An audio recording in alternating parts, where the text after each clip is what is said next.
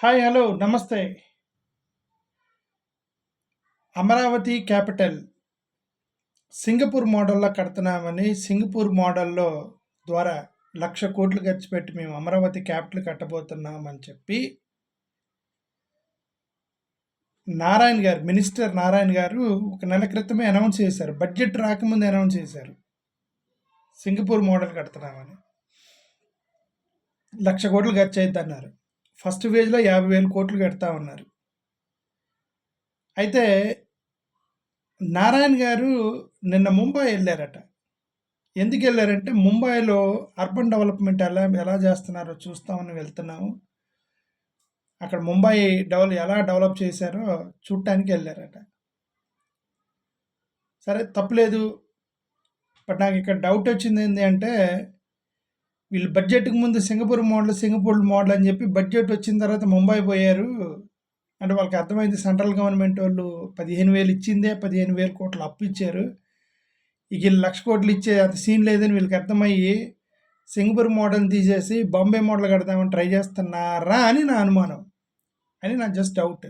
అంతేనా, లేదు జస్ట్ క్యాజువల్గా సెకండ్ ఒపీనియన్ కోసం వెళ్ళారో తెలియదు కానీ, బట్ ఆయనైతే బాంబే మోడల్ కోసం అని నారాయణ గారు వెళ్ళారట. మరి సింగపూర్ మోడల్ రీప్లేస్మెంటా, లేకపోతే సింగపూర్ మోడల్తో పాటు దీన్ని కూడా చూస్తున్నారనేది మనకు తెలియదు, భవిష్యత్తులో తెలిసింది. అదే నెంబర్ 1. రెండోది, ఈ మధ్య మినిస్టర్లు మొత్తం కూడా గుజరాత్ మోడల్ అంటున్నారు. చూడండి, ఇక్కడ చంద్రబాబు నాయుడు గారు Gujarat model land grabbing act తీసుకొని వస్తా ఉన్నారు. వినండి, అది లాస్ట్ ఒక ట్విస్ట్ ఉంది దీనికి. చంద్రబాబు నాయుడు గారు ల్యాండ్ గ్రాబింగ్ యాక్ట్ తీసుకొస్తాం గుజరాత్ మోడల్ అన్నారు. ఆ తర్వాత TG Bharat Gujarat model industrial development తీసుకొస్తామన్నారు. TG Bharat garu Gujarat model industrial development 2014, ఇప్పుడు కాదు, 2014లో కూడా వాళ్ళ దగ్గర గవర్నమెంట్. అప్పుడు అయ్యన్న పాత్రుడు పంచాయతీరాజ్ మినిస్టర్. ఆయన అన్నది ఏంటంటే, గుజరాత్ మోడల్ పంచాయతీరాజ్ సిస్టాన్ని తీసుకొచ్చి ఆంధ్రాలో పెడతా ఉన్నారు 2014లో, అంటే స్టార్టింగ్లో.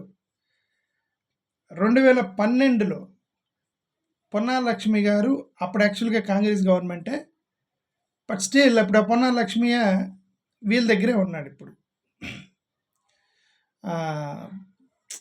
తెలంగాణ ఆయన అయినప్పుడు కూడా వీళ్ళ టీమేనమాట. ఆ పొన్నాల లక్ష్మి గారు ఏమన్నారంటే, గుజరాత్ మోడల్ పవర్ డిస్ట్రిబ్యూషన్ తెస్తా అన్నాడు. మన రీసెంట్గా టూరిజం మినిస్టర్ ఆయన ఏమన్నారంటే, గుజరాత్ మోడల్ టూరిజం డెవలప్మెంట్ చేస్తా అన్నాడు. ఇదేం నాకు అర్థం కావట్లా. వీళ్ళు వేసిన దగ్గర నుంచి Gujarat model tourism, Gujarat model Panchayati Raj, Gujarat model power system, Gujarat model land acting, Gujarat model చాలా ఉన్నాయి, ఇండస్ట్రియల్ డెవలప్మెంట్ లేచిన దగ్గర నుంచి గుజరాత్ మోడల్. ఇప్పుడు మొన్నటి వరకు అమరావతి సింగపూర్ మోడల్ అని చెప్పి ఇప్పుడు బాంబే మోడల్కి వెళ్ళారు. కానీ చంద్రబాబు నాయుడు గారు బీజేపీతో ఉన్నప్పుడల్లా ఈయన చేసేది ఏంటంటే గుజరాత్ మోడల్ జపం చేస్తారు. ఎప్పుడు బీజేపీతో గొడవ అయితే ఇదే చంద్రబాబు నాయుడు గారు 2019లో ఏమన్నారో తెలుసా? ఇదే చంద్రబాబు నాయుడు గారు 2019లో ఏమన్నారంటే,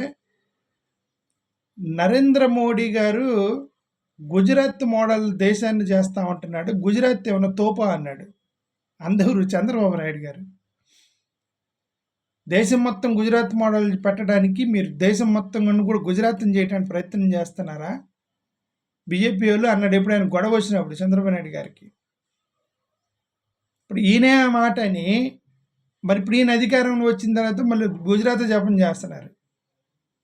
అంతేకాదు, చంద్రబాబు నాయుడు గారు ఏమన్నారో తెలుసా? మహాత్మా గాంధీని చంపేసినటువంటి దుర్మార్గం పార్టీ బీజేపీ, గాంధీ లాంటి జాతిపితనే చంపేశారు వీళ్ళు ఒక పెద్ద మత విధ్వంసకులు, లేచిన దగ్గర నుంచి గుజరాత్ మోడల్ దేశాన్ని చేస్తూ ఉంటున్నారు. దేశం మొత్తం కూడా గుజరాత్ని చేయడానికి ఇదేమన్నా మీ సొత్తు అన్నట్టుగా అన్నాడండి చంద్రబాబు నాయుడు గారు. వాళ్ళతో గొడవ కాంగ్రెస్తో ఉన్నప్పుడు. ఇప్పుడు వీళ్ళు వేసిన దగ్గర నుంచి గుజరాత్. మీది అసలు ఆంధ్రప్రదేశ్, గుజరాత్. మీరందరూ గుజరాత్ వెళ్ళిపోయింది బెటరు.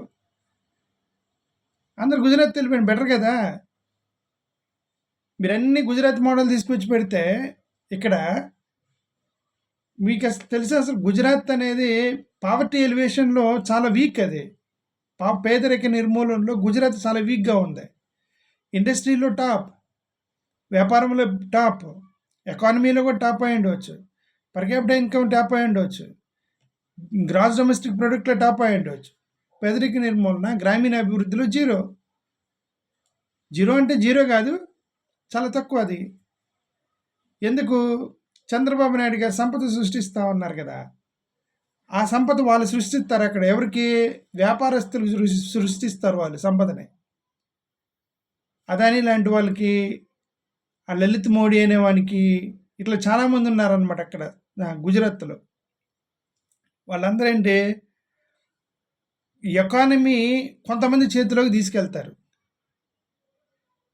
ప్రభుత్వము వ్యాపారాలు చేయకూడదు అంటారు. ప్రభుత్వం వ్యాపారాలు చేయాలి, ప్రభుత్వం అడ్మినిస్ట్రేషనే చేయాలి, కానీ ప్రభుత్వం వ్యాపారాలు చేయకూడదు అనేది వాళ్ళ పాలసీ, బీజేపీ వాళ్ళ పాలసీ.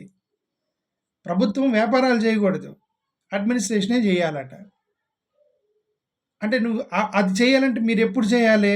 మీరు వ్యాపారాలని రాజకీయాలకు అతీతంగా, అవినీతికి అతీతంగా మీరు వ్యాపారాభివృద్ధి చేసినప్పుడు చేయాలి. అది మీరు రాజకీయ అవినీతి జరుగుతున్నప్పుడు, రాజకీయ దుర్మార్గం జరుగుతున్నప్పుడు రాజకీయాలు వ్యాపారంలో చేయబెట్టాలి. తప్పదు, చేయబెట్టాలండి. ఇప్పుడు మీరు గవర్నమెంట్ అనేది అడ్మినిస్ట్రేషన్ చేయాలి, వ్యాపారం చేయకూడదు గవర్నమెంట్ అని అందనుకోండి. ఎగ్జాంపుల్, మీరు ఈ అడ్మినిస్ట్రేషన్ని నిజాయితీగా చేస్తే పర్లేదు, అందరూ వ్యాపారస్తులు డెవలప్ అవుతారు. దేశం మొత్తాన్ని తీసుకెళ్ళి ఒకడో ఇద్దరు చేతుల్లో పెట్టినప్పుడు అది మొనోపలిగా తయారయ్యి రాజరికానికి దారితీసేది. ఏ అంబానీనో, ఏ రతన్ టాటానో, ఏ లక్ష్మీ మిట్టాలో, అదానీనో మొత్తం ఇండస్ట్రీస్, అన్ని వ్యాపారాలు, పోర్ట్లు, ఇండస్ట్రీస్ మొత్తం వాళ్ళ చేతిలోకి వెళ్ళాయి అనుకోండి. దేశం మొత్తం వాళ్ళ మీద ఆధారపడ్డప్పుడు వాళ్ళు దేశాన్ని శాసిస్తారు. దేశాన్ని శాసించినప్పుడు వాళ్ళు నియంత్రణగా తయారవుతారు. అప్పుడు రాచరికం వచ్చేసింది. పేరేంటి, నార్త్ కొరియా లాంటి డిక్టేటర్స్ ఉన్నారే, ఆ డిక్టేటరిజం వచ్చేసింది. ఇది జరిగే ప్రమాదం ఉన్నప్పుడు ప్రభుత్వము వ్యాపారాల్లోకి చేయబెట్టేసి తన కంట్రోల్లోకి తీసుకోవాలి. తప్పదు. మీరు నిజాయితీగా ఉన్నంత వరకే ప్రభుత్వ బాధ్యత ప్రతిబద్ధ చేయాలి. ఎక్కడైతే ల్యాండ్ ఆర్డర్ అనేది ఎక్కడ దెబ్బతింటుందో, వ్యాపారం యొక్క నిజాయితీ దెబ్బతింటుందో అక్కడ చేయబెట్టాలి ప్రభుత్వం. అంతే.